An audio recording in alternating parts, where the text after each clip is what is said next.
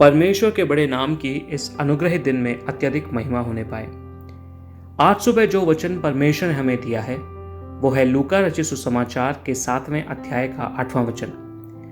मैं भी पराधीन मनुष्य हूं और सिपाही मेरे हाथ में है, और जब एक को कहता हूं जा तो वह जाता है, और दूसरे से कहता हूं आ तो आता है, और अपने किसी दास को कि यह कर तो वह उसे करता है।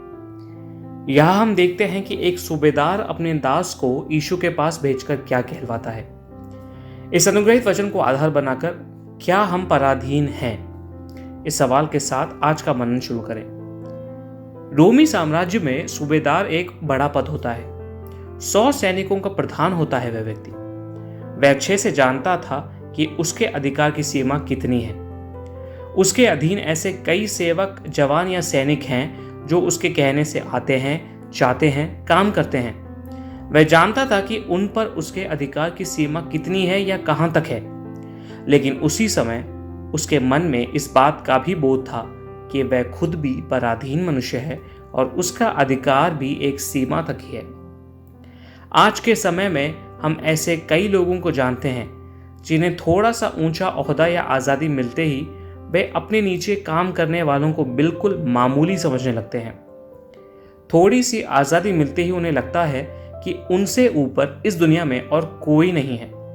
वे ना किसी के अधीन होते हैं और ना किसी को अपने साथ लेते हैं। प्रियजनों, चाहे हमारे पास अधिकार हो या ना हो, हम किसी को भी कम या मामूली ना समझें। मलयालम भाषा में एक प्रसिद्ध कथन इस प्रकार है, एक बार जीतने वाले से ज्यादा जानकारी और अनुभव कई बार हारने वाले को होती है। किसी को भी अपने से कम ना समझें। हम में चाहे कितना भी अधिकार हो, आजादी हो, ऊंचा पद हो, यह हमेशा याद रखें कि सारे अधिकारियों और प्रधानों से भी बड़ा एक परमेश्वर है। परमेश्वर के अलावा बाकी सब नियमों के अधीन हैं और होने चाहिए। जिस समूह में हम रहते हैं वहां एक पंचायत है, सरकार है, सरकारी अधिकारी है, और उनके अधिकारों के हम अधीन रहें।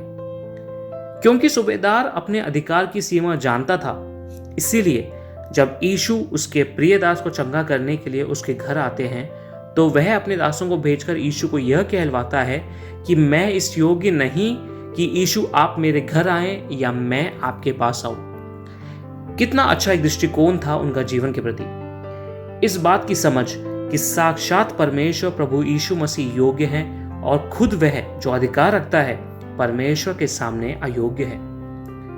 प्रियजनों, यदि हम परमेश्वर के अधीन रहते हैं तो परमेश्वर की योग्यता और हमारी अयोग्यता दोनों एक साथ हम पर प्रकट हो जाएगी।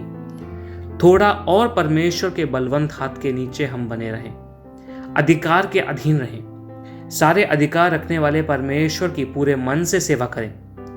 आइए आंखें बंद करें और प्रार्थना करें। हे स्वर्गीय पिता, आपकी योग्यता और हमारी अयोग्यता को समझकर आपके अधीन बने रहने के लिए प्रभु परमेश्वर हमारी मदद करें। यीशु मसीह के नाम से मांगते हैं, आमीन। आप सबका दिन अनुग्रहित हो। जय मसीह की।